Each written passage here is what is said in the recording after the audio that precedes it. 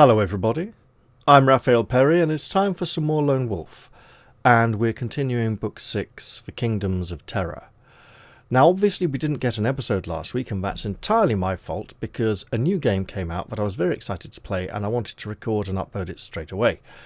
And I was hoping to do Lone Wolf the day before,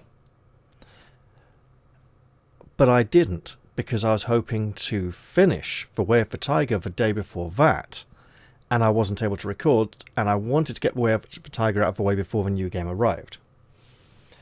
So, entirely my fault that this has been shuffled around, and I was going to try and see if I could squeeze it in somewhere to get an extra episode in, but it didn't quite happen, so here we are. Now, we have arrived in Vareta from Qualan, seeking the Lawstone of Vareta, which we have learned is probably not in Vareta. I should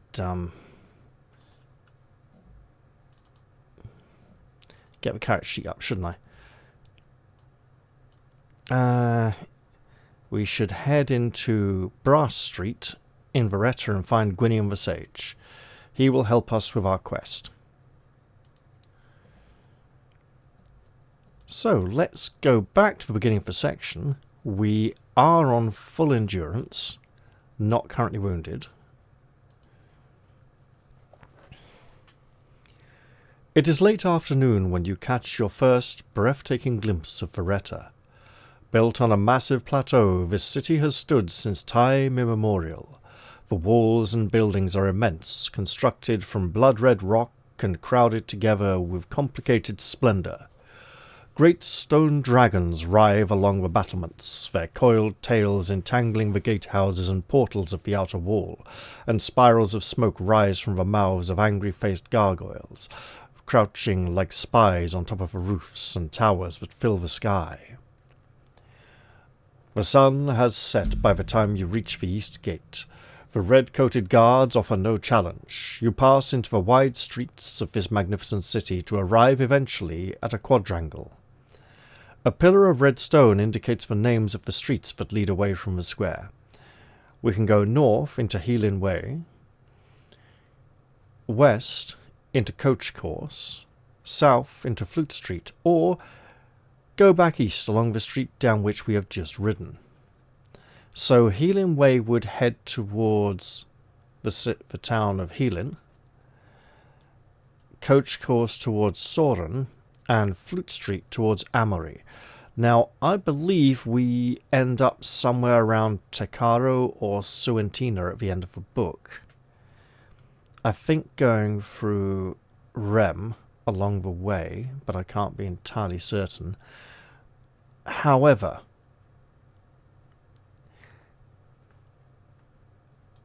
none of these names is Brass Street. So that's not a clue we can currently work with. We do... we came from the east, so heading west would be going deepest into the city. But Coach Course would indicate a course leading out of the city for coaches to travel through. Helin Way goes towards the town of Helin, obviously. I'm thinking we've got no obvious indications or clues as to which way to go, so fighting fantasy rules, we'll go north. You pass many soldiers of different races and nationalities lolling in open doorways or squatching against red brick walls. They are mercenaries drawn to Vareta by the news of the war in the north. They come in search of employment, for the chance to sell their skills to any buyer indifferent of the justness of his cause. Beneath a black lantern, you notice a group of men throwing dice against the side of a wall. We'll stop and ask them the way to Brass Street. At first, they pretend not to notice you, but eventually a stubbly-faced soldier deigns to answer. "Let the dice decide," he says, his face red and glowing in the light of the lantern. He raises his hand, spits on his palm, and throws the bone die against the wall. Bone dice, so multiple dice. Remember, dice are plural because in virtually every game in history, up to the 20th century, you would always roll 2 or more dice together. Die is singular, hence the phrase "the die is cast." I remember at one point my sister being confused by that and saying she always thought it was to do with throwing die at something. It's the die is cast, not the die is set. And this, despite the fact she'd seen it written down, it clearly wasn't spelt D-Y-E. Anyway, straight dice roll. We can't modify this in any way, so we'll just accept the roll. We get a 3. It is what it is. "Ah, you're in luck, stranger. The dice favour you tonight." The man staggers drunkenly to his feet and points to an alley in the middle distance, where a doorway is just visible in the shadows. "The city criers live there. They'll tell you the way to Brass Street."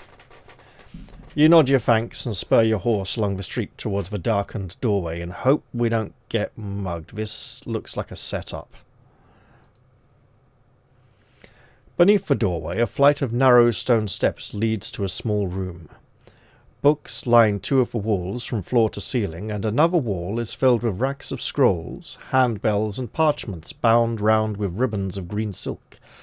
Then, in the remaining wall, a door opens and a tiny creature with unblinking crimson eyes bids you welcome. Instantly, you recognize the stunted features of a Clune. "Good evening, sir," it says in a strong voice that belies its small, squat body. "Welcome to our guild house. How may we be of service?" We could ask about the Lawstone of Veretta, but if this is a town crier and not a scribe, might not have the best information, and we shouldn't advertise our quest too openly. We will ask the Clune for directions to Brass Street.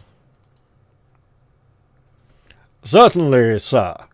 We of the Guild of City Criers are only too pleased to be of service," says the Clune, waddling over to the bookshelves.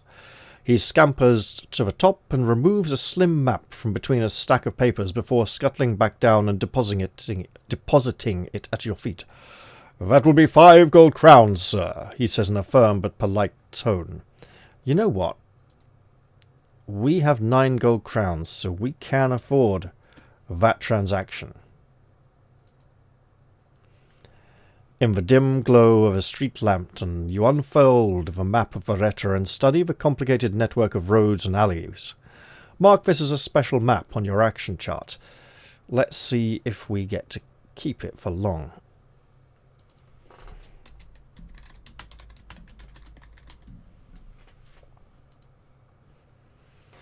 Brass Street is located on the far side of the city, close to the west wall.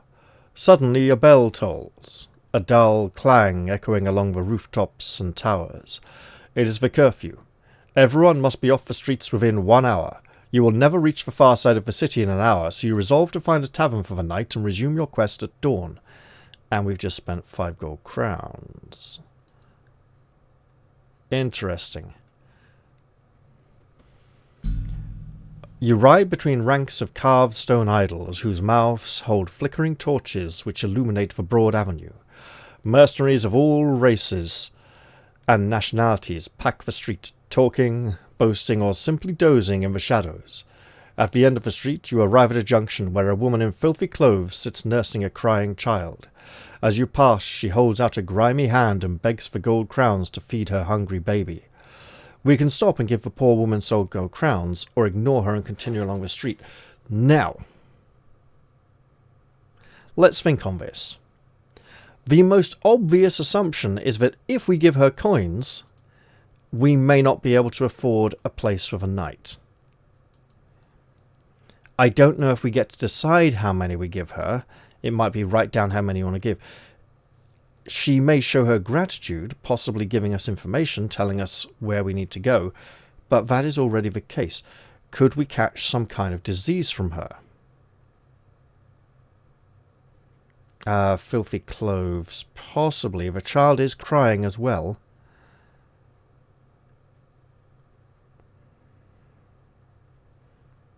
I think I do want to be charitable and give her just 1 coin, if that is an option. You're about to place a gold crown in the woman's hand when a man appears as if from nowhere.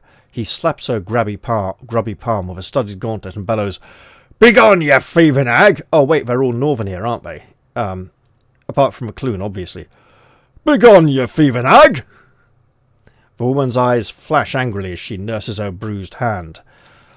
Let's demand an explanation for his actions. We could just back away and avoid a confrontation. We could attack the man. No, let's ask what's going on. The man grasps the woman by the wrist and uncovers the arm cradled around her baby. Clasped between her fingers is a hat pin with which she pricks the baby's skin to make it cry. "You'll be begging in the streets before dawn if you be taken in but likes of her," he says. The woman pulls free from his grasp, curses and disappears among the scruffy crowd of mercenaries wandering the streets. She says something like, "You soft southern bastard." Although we're northern because we're from Sommerlund, so it's more like, "You flaming northern monkey." "Who do you serve?" asks the man, his brutal face framed by a closely cropped red beard. "Or do you come in search of a captain, eh?" We'll talk to him, but we do need to find ourselves a place to stay. The mercenaries might have a place to stay. You learn that the man's name is Redbeard, and that he hails from Soren, a town to the west of Veretta. He is sergeant-at-arms to a captain of mercenaries, and has recently returned from battle against the Magadorians. He offers to take you to meet his captain, who he says is the best soldier he has ever had the good fortune to serve under. We could accept his offer, or bid him farewell and continue along the street. Right. So, Magador would be over here to the west. Getting wrapped up with the mercenaries and travelling with them next wherever they go, it could be the direction we seek. But it's probably...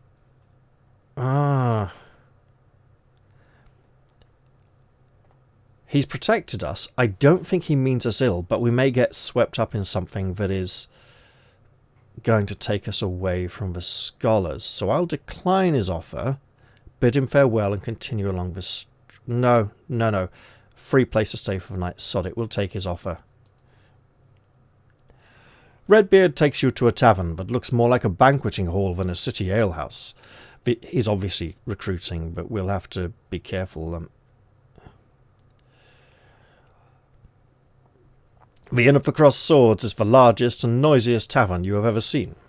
A constant flow of soldiers pours in and out of its cathedral-like doors, and the stable is large enough to house an entire army's horses. You stable your horse and accompany Redbeard through the massive oak doors. "Ale for my friend," he booms, and immediately an inn-girl hurries to obey his command. He points to a table across the hall and says with a cheerful voice, "There he is. Come and meet the captain." The captain is an imposing man, tall, muscular, with a strong-jawed face, unmarked by battle or disease. His blonde hair is cropped close to his head, and likewise his beard and moustache are trimmed close to his tanned skin. You are invited to join his company, and as you drink your ale, you listen to their proud talk of war and of victories, of loot and wages, but never of defeat. If there's a coin in the bottom of this mug, we're in trouble. The captain and his men have grown tired of the war in the north. Prince Janvial of Helin is close to ruin, having sold all he owns to pay for a war against Baron Magau of Karkast that he cannot hope to win. The prince's troops are demoralized, and his mercenaries desert him at the first opportunity. You learn that the captain is recruiting men for a campaign in the south. The war between Saloni and Slovia has reached a boiling point. Surely that's Slovia. Has reached a boiling point. And there is much gold to be had in the service of the Salonese prince Iwithen while he besieges the city of Takaro. Takaro sounds remarkably familiar. It is, I'm pretty sure, Takaro or Suentino, where our journey ends. "You have the mien of a skilled warrior," says the captain, his steel-blue eyes cold and unblinking. "Why not join my company? I have need of fighters, and I pay with gold, not promises. We leave for Takaro at dawn. Will you ride with us?" Politely, you refuse the captain's offer, saying that you have come to Veretta on other business. What business is there for a warrior other than war? Retorts the captain with to the raucous delight of his men. You finish your ale and bid the captain and his company good night. If you change your mind, join us at Soren. We sail the river from there in 2 days' time. We may very well... Oh, wait. Is it this one or book 7 or book 8? No. Is it this one or book 8 where there's a bit on a barge on a river with like a nasty magic spell that boils someone's skin?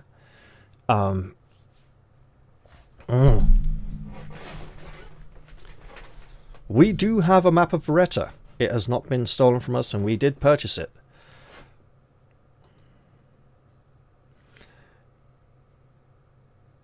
You walk to the bar and arrange a room for the night. There are many rooms, each of a different standard and price. A blackboard suspended from the ceiling shows the tariffs. A dormitory is 2 gold crowns a night. A single room, second class, 3 gold crowns a night. A single room with a hot bath, 5 gold crowns a night. So, if we stay in the dormitory, we're likely to be robbed. You can just stay in any of your above rooms, but remember to erase the relevant amount of gold crowns from your action chart before turning to your chosen number. If you cannot afford to pay for a room, the tavern keeper will accept 1 backpack item or weapon in lieu of payment for a night in the dormitory. We will pay 3 gold crowns for a second-class single room. It won't come with a bath, but it will theoretically be private and will be less likely to be intruded upon. There is a difference between the single room and the second-class room. Maybe it's additional endurance restored. We're currently uninjured, although I don't know if this includes a meal. The room is small, shabby and bare except for the battered straw mattress and threadbare carpet covering the floor. There may be bedbugs then. You lock the door and settle down to sleep, using your backpack as a pillow and your cloak as a blanket. In the middle of the night you are woken by a bright light. A shooting star of sun-like brilliance arcs over the city, shedding a rainbow of colour across your drab surroundings. You watch the star as it slowly disappears before settling once more to your much-needed rest. It seems you have only just closed your eyes when the loud and loathsome clang of the tavern bell fills your ears. All awake! All awake! A new day dawns, my fine brave lads, as the voice of the tavern keeper echoes through the inn. You dress, gather your equipment, and then collect your horse from the stable. Your rest restores 1 endurance point. Not that we need to. Make the necessary change to your action chart before setting off on your search for Brass Street, and we do have a map. You ride west along a wide avenue of weathered red stone. You take in the There's an as there at the start of this paragraph. I'll begin that again. There's a nice little picture there. Buildings clustered together. It gives us a feel for the look and vibe of the city. So, as you ride west along a wide avenue of weathered red stone, you take in the early morning sights of this magnificent city. Window shutters slam open as the Veretians awake to a new day, and the smells of breakfast and freshly ground jala waft from shop doorways. At the centre of the city, you cross a square paved with crystal slabs and pass beneath an archway of polished green stone. Stately halls and public buildings give way to dust-worn shops and a park full of glistening flowers of huge leaves of red, gold, and pink. Beyond the park, a street paved with white gravel leads to a fortified tower, the tallest in the city. It is the Tower of the King, and it marks the entrance to Brass Street. Turning into Brass Street, the sound of bubbling water and quiet chanting drifts towards you on the still air. Old men in brown robes, their heads covered by hoods, glide silently across the white gravelled path. You ride under an archway and enter the enclosed courtyard of a grand building, a hall of learning. Suddenly a tingle runs the length of your spine as you sense you are close to your goal. At the door to the hall there is a sign that indicates the location of 3 chambers, the observatory, the library, and the temple. We can investigate the observatory, the library, or the temple. If we investigate the observatory, maybe we could meet someone and ask them about the star that's shot overhead. Surely there would be people in the city excited and chattering about this unusual occurrence, especially the scholars in this place. The library would be the obvious place to go for information regarding our quest. The temple... There may be some priestly knowledge held there that is not in the library. I don't know if I get to explore all of them. I kind of want to go to the observatory first. The door clicks shut behind you. This is a familiar illustration. I may have come to the correct place. Perhaps I should have gone to some of the other locations. It takes a few seconds for your eyes to grow accustomed to the dimly lit interior, but the room appears to be the antechamber of a larger hall. Following the faint sound of voices, you pass through an archway, along a corridor and into the main hall. Gathered about a circular table of gleaming steel, a group of elderly men are poring over books, star charts, and astral maps engrossed in discussion. Globes of blue-white fire hang motionless in the air above them to illuminate their work. The old men do not see you until you are close to their steel table. Their reaction to you is sudden. Just like that sudden sneeze which came with very little warning. Their reaction to your sudden appearance is astonishing. One of them even sneezes. They look as though they had seen a ghost. There are yelps of shock and startled expressions. Sweat forms on their brows. The sight is too much for one old man, who swoons and faints, falling limply across his books and maps. Only one man remains calm and collected. If you have ever visited a hut on Raiders Road in a previous Lone Wolf adventure, I say that would be book 4. And if I just go check... this one. Would be really helpful if Raiders Road had a name on the map, wouldn't it? I'm fairly sure it was this road here, and it's the old sage of the crystal ball who gave us the riddle, which was a clue in book 4.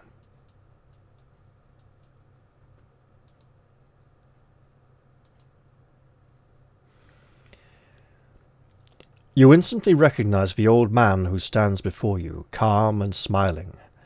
It is the same old man whom you encountered in a hut on the road to Ruanon some years ago. The same man who handed you a scroll that foretold the dangers of the Chasm of Doom. "Welcome, Lone Wolf," he says. "Once again the stars have dictated that our paths would cross." "Calm yourselves, my brothers. It is he. It is the Kai Lord." Slowly, as the startled old men regain their composture, their shocked expressions change to ones of awe and reverence. "I am Gwinion," says their leader. "We have been expecting your arrival." He points to the charts that cover the table and to a massive telescope that is fixed to a platform in the domed ceiling. "The stars divine the shape of things to come. They are our advisers. We know of your quest for the Lorestone. We know that it is the true quest, and we pledge our help. But there are many of our brethren who fear its power. They choose to ignore the wisdom of the stars, and they have pledged themselves to a foolish and dangerous vow to keep hidden the location of the Lorestone and to kill all who seek it, for fear they would use it for their own ends." Suddenly his words are cut short by the beating of fists against the observatory door. Your horse has been discovered. "Give him to us!" shouts a chorus of angry voices. "Quickly! We must leave," says Gwinion, and he ushers you into a smaller room. A hidden catch is pulled and a secret panel opens to reveal a passage. As you follow the sage and his companions into the darkness, you hear the door of the observatory splinter and break. The passage leads to a vaulted cellar as cold and as silent as a tomb. Gwynion talks of his brothers, who then hurry off towards a distant portal. As they disappear into the dark, he returns to your side, his face sombre but composed. The lawstone of Vereta is hidden in the crypt of the Cathedral of Tekaro. This key will unlock the tomb in which it lies. He produces a small silver key from his sleeve and gives it to you, and I'm absolutely writing down... I was going to put small silver key Gwynion in brackets or something, but no. Small silver key that Gwynion gave you. I'm going to include the words gave you there. We will absolutely put that down among our special items.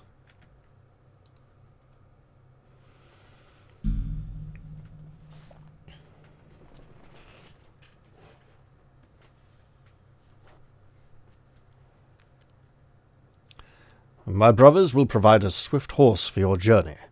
When the observatory clock strikes midnight, enter the portal and follow the passage to the end. It passes beneath the city wall, and your horse will be waiting where the passage comes to the surface. You are welcome to take any items you require from this cellar that may be of use to you on your quest. May the gods protect you, Lone Wolf. You nod your thanks and watch as Gwynion disappears into the portal. By portal, I literally presume he means a doorway here. But it could be... It doesn't... There doesn't seem to be any indication of sort of magical energy at all. The cellar is well stocked with provisions, and you find the following items that could be of use on your journey to Tekaro. A quarterstaff, enough food for 3 meals, and hey, the rats ate our meals, a mace, a brass whistle, a rope, and a short sword. Well now, we're absolutely taking that brass whistle. There's no limit on special items. I believe at one point there was a t-shirt produced, a joke t-shirt, showing all the items Lone Wolf could pick up across the entire series that was published up to that point. And it was like arrows pointing his body, like sword here, dagger here, bow on his back. And like, a ridiculous list of items, excluding ones that would have been used up and gone, but it was a huge, horrendous amount of stuff. Rope. We do have rope. Let's have meals. Because I believe we were not allowed to hunt in this fair land anyway. Not that we have the ability to do so particularly. I mean, we have our lesser Kai abilities, but even still, it's fine.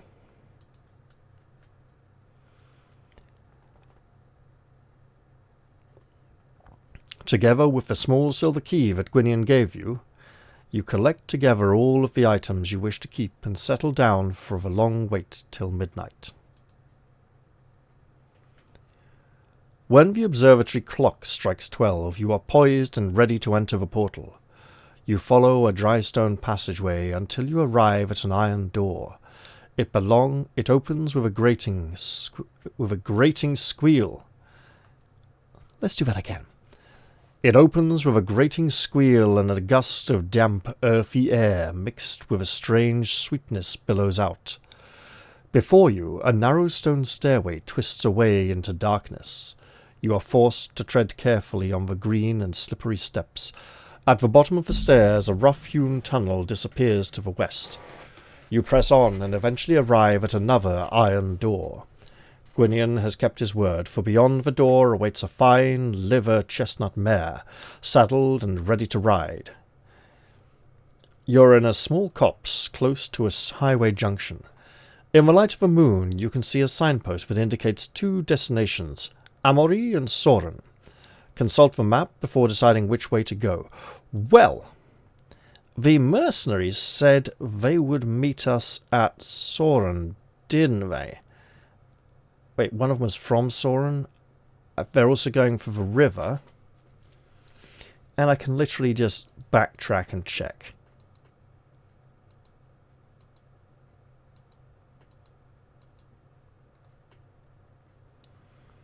If you change your mind, meet us in Soren. We sail from there in 2 days' time. Sure. I was correct. And you know what? We would have armed company, which would grant us security. So let's do it. We will head towards Soren. The night passes without sleep. The howling wind of the Varetian plain is your only companion as you ride the long, straight, moonlit highway to Soren.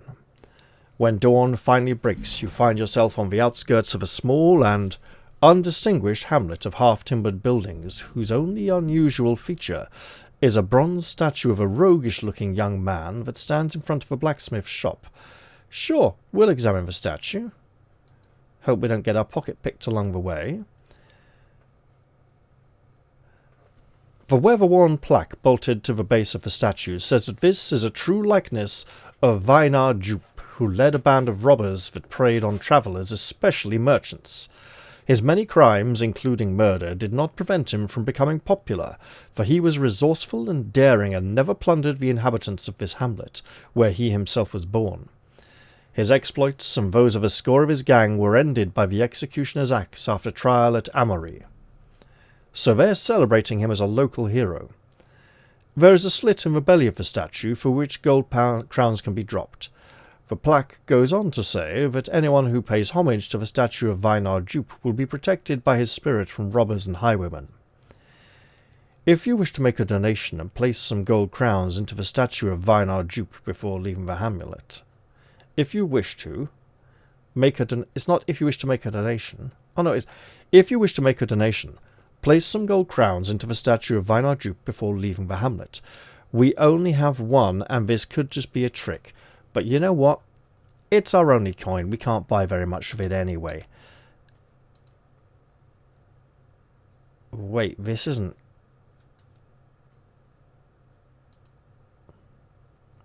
This isn't Soren. Shortly before noon, you pass through a deserted village.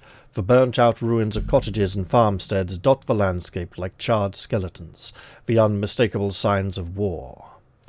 A mile or two further along the highway, you come across a church. A man, his clothes ragged and covered with mud, is moving amongst the gravestones, staggering like a wounded carrion crow. As you reach the church gate, he sees you and cries out pitifully for help. We do have the discipline of curing, so we will know if he is highly dangerous and we should not approach him. You notice that the man's clothes and hair are streaked with blood. Your initial instinct is to use your Magnakai skills to heal his wounds, but as he reaches the church gate, you suddenly realize that he is not wounded at all. The red stains are berry juice. His injury is a fake. We ride away. This is an ambush. He won't be trying this kind of trick alone. Oh, but they might have money. And this 337 is not the same. It's the same as helping the man. Bad idea. We ride. You are tired after your long night's ride, but you know you must press on if you are to reach the town of Soren by nightfall. You come to a shallow stream which crosses the highway, and here you stop briefly at a ford to wash and rest.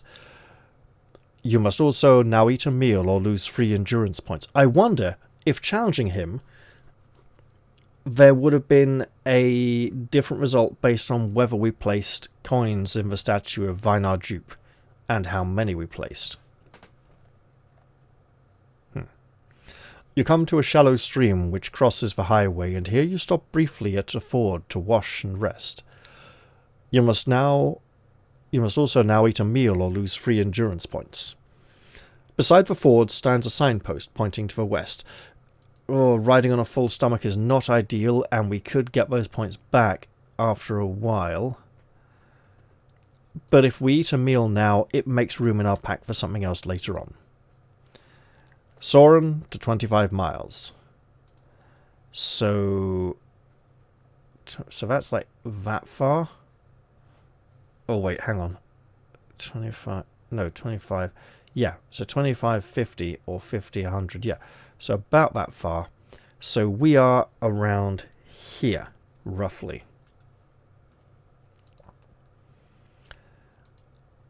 Let's keep that horse moving. Night has fallen by the time you reach the river town of Soren, and the sky is clear and full of stars that sparkle with icy splendour. You ride the main street towards the quay, where a score of river ships lie docked at the town. Their signal lamps, shimmering red and green from the mast tops, reflect upon the cold, dark waters of the River Storm. A board standing beside the gangplank to a large transport caravel catches your eye. On it are chalked the prices of passage to 3 destinations: Luyen, 10 gold crowns, Rem, 15 gold crowns, and Iula, 20 gold crowns. The 4th destination, Tekaro, has been crossed out, and scribbled beside it is cancelled due to war. Now, Luyen would be here, Rem would be here, Iula would be here. We can't afford any of that. But there is a mercenary company we have met. As you ride along the quay, you study your map of the Stormlands for an alternative route to Tekaro. There are 2 roads that will take you there: the mountain highway from Vecinas via Rem, through Vecinas via Rem, or the valley highway through Amory and the forest of Iula. Lack of sleep and fatigue from your long ride cloud your mind, and you decide that your first priority must be to have a good night's sleep. A quayside tavern displays a sign promising the most comfortable beds in all of Soren. This is all you need to be persuaded to stable your horse and enter its doors, but we have no money. Loud and raucous laughter greets your tired ears as you enter the Stornside Tavern. A motley throng of drinkers, overdressed and overarmed, prop up the bar along the back wall. Suddenly a voice calls out to you, and you raise your weary eyes. It is the captain, the mercenary leader you met at the Inn of the Crossed Swords. "Well met, my friend," he cries, and slaps you enthusiastically on the shoulder. "So you've changed your mind. You've come to join my band of fearless fighters." Before you have a chance to reply, a foaming tankard is thrust into your hand. "To the battle, and a full purse," he shouts, and his toast is echoed by a score of drunken voices. The captain and his men are bound for Iula, or aboard the riverboat that leaves at midnight. If you sail with them, he will pay for your passage. Do we travel with them, or go by road? I'm not entirely sure, and I'm thinking maybe this is a decision I do need to ponder, because if we travel with them, we will be considered contractually obliged in some way. I don't think... Right, from memory, if we travel with them, I don't think we stay associated with them by the end of the journey. Some kind of events occur that allow us to go our own way afterwards. If we take our own road by horse, it could still be dangerous. What do I remember? I remember we ride past the church graveyard where the funeral is taking place. I'm not sure that would happen if we're travelling downriver with the mercenaries, so I may need to ride overland on my own. However, I think I'll stop here and take a think on it, and you guys can let me know in the comments section, especially if you remember the funeral scene in the graveyard. Because that's kind of where I want to head to. And I know that's on the way to Tekaro or Suentina. So, I'm going to end this episode here. I hope you've all enjoyed this one, and I'll look forward to seeing you all in the very next episode, penniless as our lone wolf is. I'll say goodbye for now, everyone, and see you all soon. Cheerio, everybody.